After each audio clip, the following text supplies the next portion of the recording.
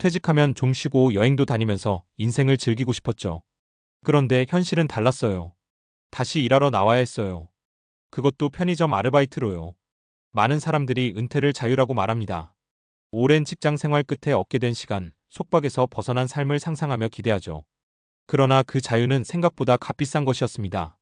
물가 상승과 예기치 않은 지출, 부족한 연금과 자녀의 뒷바라지까지. 은퇴 후의 삶은 준비가 충분치 않으면 오히려 더 큰 생존의 전쟁이 됩니다. 그래서 많은 이들이 은퇴 후에도 일을 찾습니다. 하지만 문제는 그 일이 단순 노동에 국한되어 있다는 데 있습니다. 60세 혹은 65세 이후 재취업 시장에서 펼쳐지는 현실은 대부분 단순 반복 노동입니다. 건물 청소, 마트 계산대, 경비, 배달 등 체력적으로도 쉽지 않은 일들이 대다수입니다. 일자리 선택의 폭이 좁고 일의 질은 낮으며 급여 역시 생계 유지를 겨우 할 수준이죠. 다시 사회로 나선 이들에게 주어진 건 경력이나 경험이 아닌 쓸 수 있는 체력이었습니다. 한 조사에 따르면 우리나라 60세 이상 인구의 절반 이상이 은퇴 후 생계를 위해 노동시장에 재진입하고 있습니다. 하지만 이들이 종사하는 일의 대부분은 경력과 상관없는 단순 직종입니다. 그 이유는 무엇일까요? 첫째, 은퇴 전 노후 설계가 제대로 이루어지지 않았기 때문입니다. 젊은 시절에는 그때 가서 생각하자는 태도로 은퇴라는 주제를 외면해버리기 쉽습니다. 하지만 시간이 흐르면 생각보다 빠르게 다가오는 은퇴 시점 앞에서 준비되지 않은 사람들은 당장 생계를 위한 일자리를 찾을 수밖에 없습니다. 둘째, 사회 구조의 문제도 큽니다. 우리 사회는 아직 고령자들이 경험을 살려 일할 수 있는 일터가 부족합니다. 은퇴자에게 맞는 직무 설계나 맞춤형 교육 시스템도 부족하죠. 재취업을 위한 플랫폼이나 채널은 점점 늘고 있지만 실제 현장에서는 나이로 인한 차별 혹은 기술 격차의 문제로 인해 기회가 매우 제한적입니다. 셋째, 심리적인 요인도 큽니다.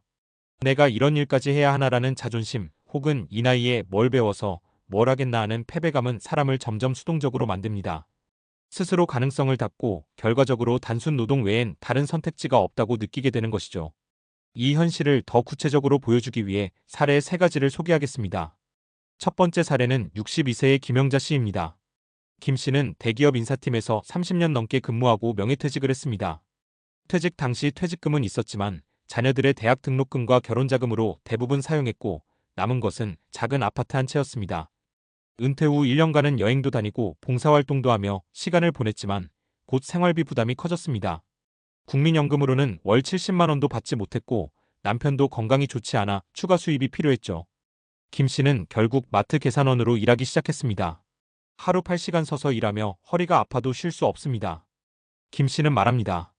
내가 평생 사람 관리하는 일을 했는데 지금은 상품 바코드를 찍고 있죠.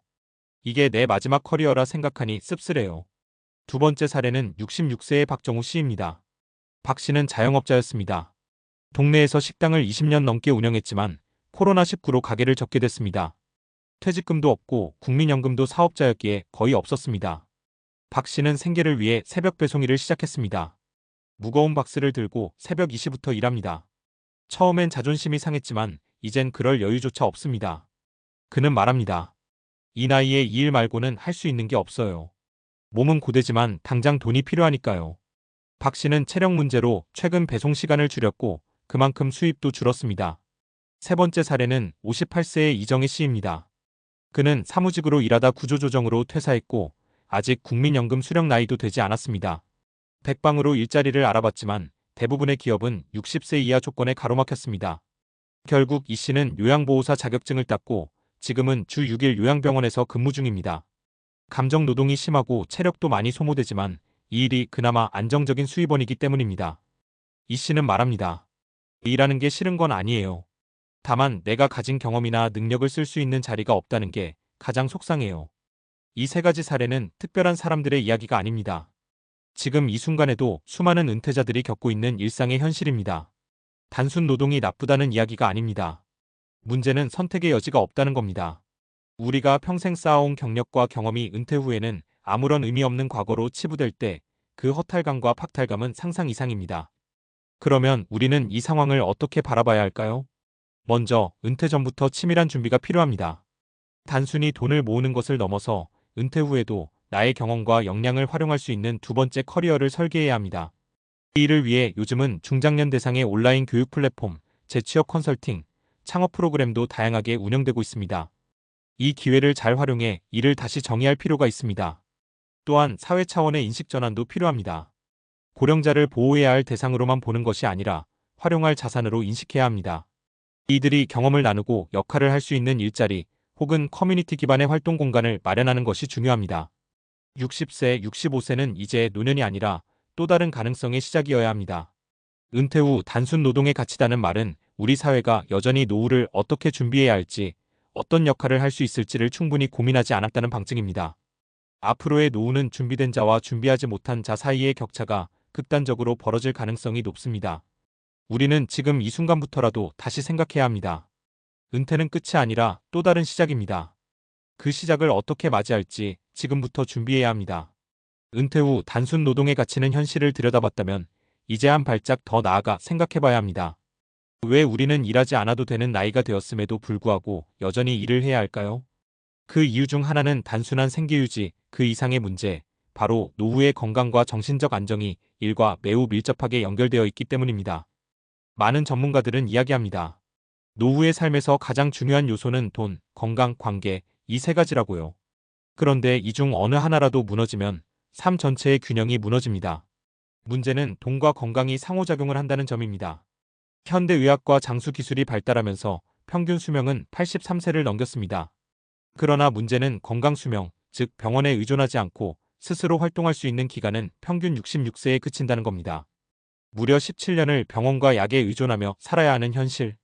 은퇴 후 아무런 일도 하지 않으며 무기력하게 지내는 이들이 왜 더 빨리 병들고 더 우울해지는지를 여기서 설명할 수 있습니다.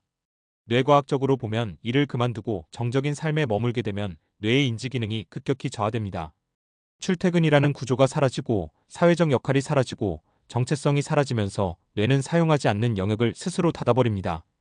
결국 이들은 무기력, 우울증, 인지저하, 치매로 이어지는 악순환의 고리에 빠질 가능성이 높아집니다.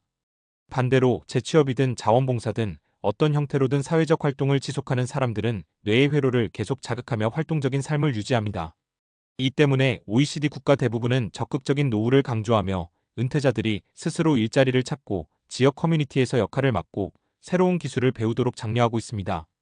실제로 일본은 생애연역이라는 개념 아래 70세, 80세까지도 일할 수 있는 사회를 만들어가고 있고 유럽 일부 국가는 고령자의 직무전환 교육을 의무화하고 있습니다. 그렇다면 우리 사회는 어떻게 해야 할까요? 단순히 고령자를 위한 일자리 확대라는 방식에서 벗어나야 합니다. 진짜 중요한 건 적합한 일자리 설계와 삶의 목적 회복입니다. 사람은 단순히 돈을 벌기 위해서만 일하는 것이 아닙니다. 내가 여전히 이 사회에 필요한 존재라는 느낌, 누군가에게 도움이 되고 있다는 자긍심이 있어야 삶의 질이 높아집니다. 그런 의미에서 은퇴 후 새로운 직무를 설계하거나 이전의 경력을 살려 지역 커뮤니티에 기여할 수 있는 시스템이 마련되어야 합니다. 예를 들어 교직에 있었던 분이 은퇴 후 지역 아동센터에서 학습 멘토로 활동하거나 사무직 경력이 있는 분이 자영업자 대상의 회계 코치로 활동하는 구조. 이런 경험 기반 일자리는 고령자의 존엄성과 생산성을 모두 지킬 수 있습니다. 또 하나 중요한 포인트는 배움의 지속입니다. 두뇌는 배울 때 가장 활발하게 움직입니다. 은퇴 후에도 끊임없이 배우는 사람은 늙지 않습니다. 디지털 교육, 온라인 강의, 스마트폰 사용 교육 등은 단순한 기술 습득이 아니라 세상과의 연결을 유지하는 방법입니다. 이런 연결이 있어야만 외로움과 고립을 이겨낼 수 있습니다. 그리고 마지막으로 꼭 드리고 싶은 말은 노후의 삶은 피할 수 없는 현실이 아니라 설계 가능한 미래라는 것입니다. 지금 이 순간부터 우리는 우리 자신의 은퇴를 의미 있게 만들 준비를 해야 합니다. 단순히 일하지 않는 삶이 아니라 가치 있는 활동을 지속하는 삶, 그것이 진짜 은퇴 이후의 삶이 되어야 합니다. 카메라를 보며 이렇게 말해주세요. 지금 이 순간에도 은퇴를 앞둔 누군가, 혹은 은퇴 후 막막한 현실에 놓인 누군가가 이 영상을 보고 있다면 말해주고 싶습니다. 당신의 삶은 아직 끝나지 않았고 여전히 쓸모 있는 사람입니다. 우리는 그 쓸모를 다시 정의하고 다시 찾기만 하면 됩니다. 이 영상이 많은 사람들에게 노후를 다시 생각하게 만드는 계기가 되기를 바랍니다.